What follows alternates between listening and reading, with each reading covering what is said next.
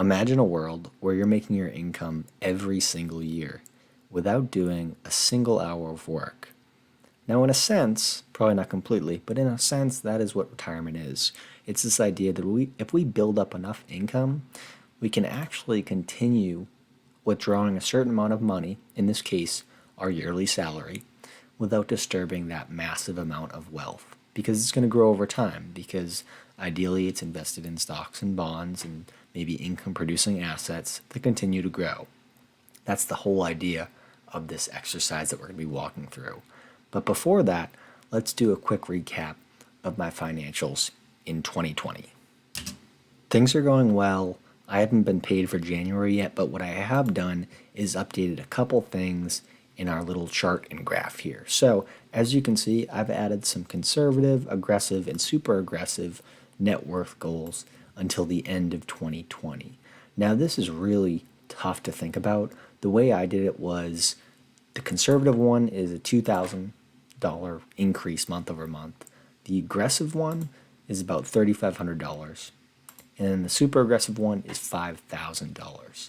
The tough thing with this is that a lot of my money in the short term, if I buy a home, is going to be tied up in things that do not generate money in the short term. For example, renovations to the house, new flooring, hardwood floors, fixing up the floors, maybe the walls, painting.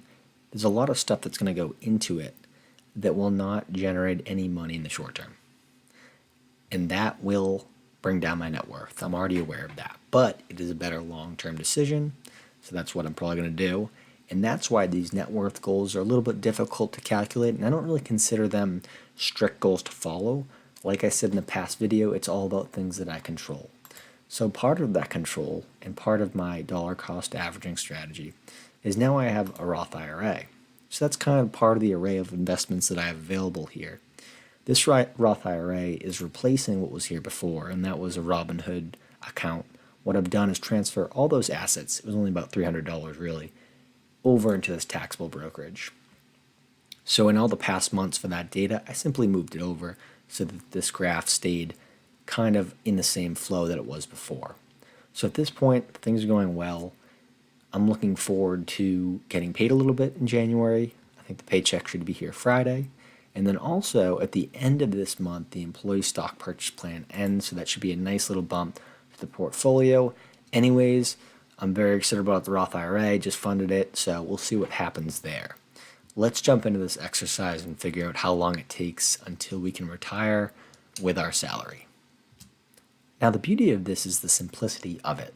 All we're really saying is that a certain individual can take out 4% of this massive lump sum of investments.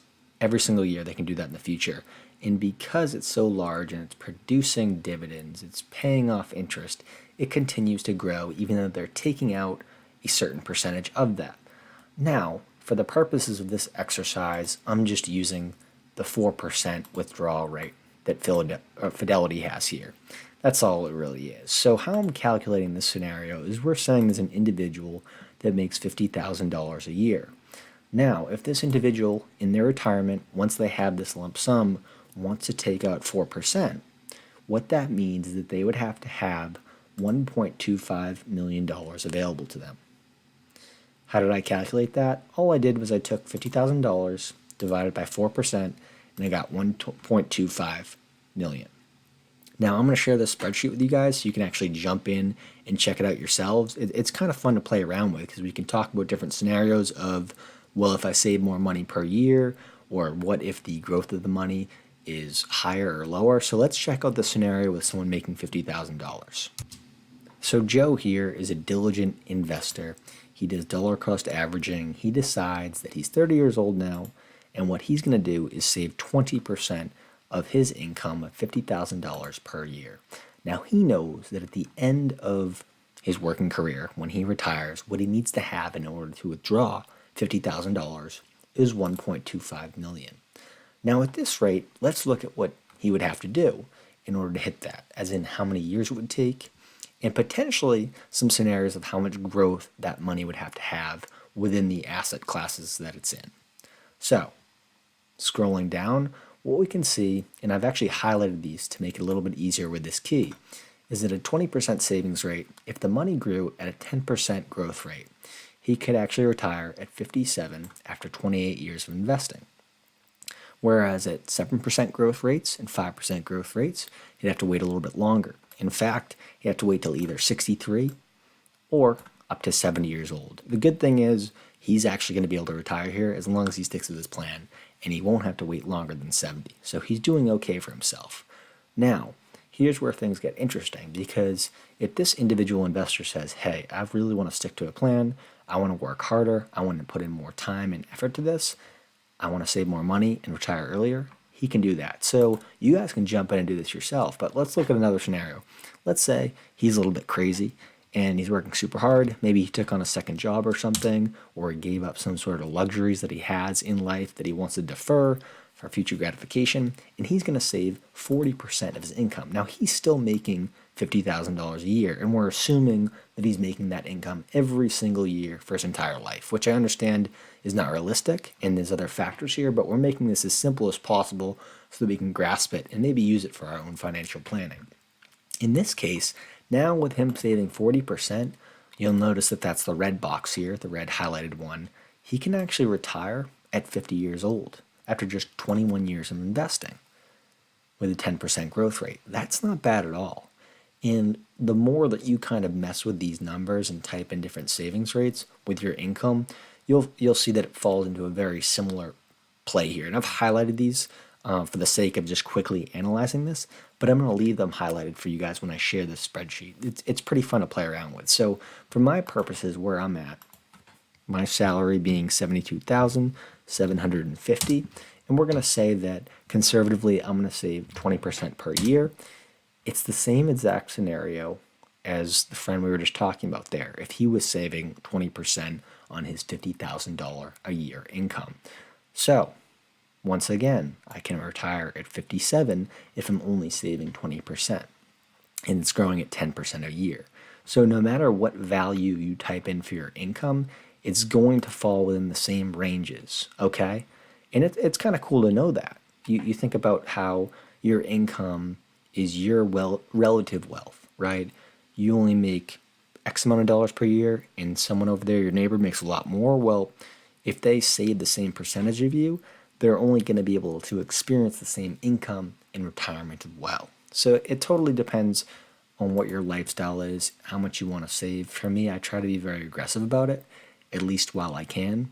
Once it comes to actually owning a home and having some more expenses in my life, my savings rate is going to go down a lot, and that's scary.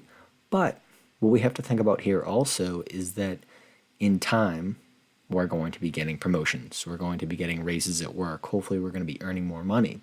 Plus, the good part here is as we're making hopefully wise investment decisions, that money is growing. We have a couple different scenarios here with 5%, 7%, and 10% growth, but there's so many other factors available to us that this is just a very simple idea of how this may work and how long it will take us. But at least from the way that I look at it, even in my worst case scenario, if I only make $72,750 a year for the rest of my life and I only save 20%, the worst case scenario is that I will have to wait until I am 70. And that's not terrible. I don't think that's going to happen. I hope that's not going to happen unless there's some major crisis in my life, some major expense, medical problems, whatever it may be. But the point is, the more that I work hard right now, this compounds tremendously, and years and years and years are saved on the back end that I'm putting in the effort for now.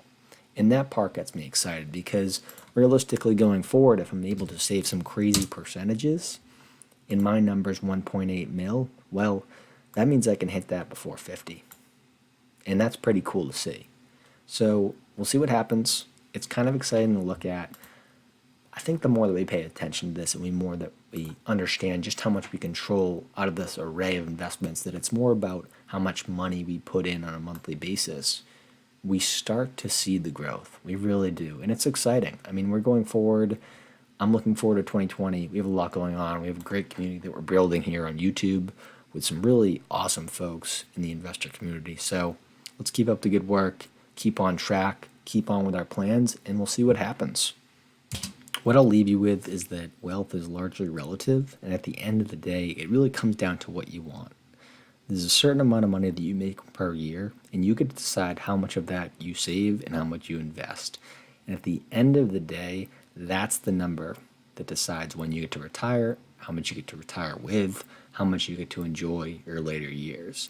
Now, I'm not for sacrificing so much that you're miserable, but what I am for doing is enjoying what truly matters now and not wasting money on things that do not matter. With that said, have a great day, guys, and thanks so much for actually watching this. I really appreciate it. We're slowly growing the channel here. It's taken some effort, but it's been fun so far, and I'm looking forward to see what 2020 brings. See you guys later.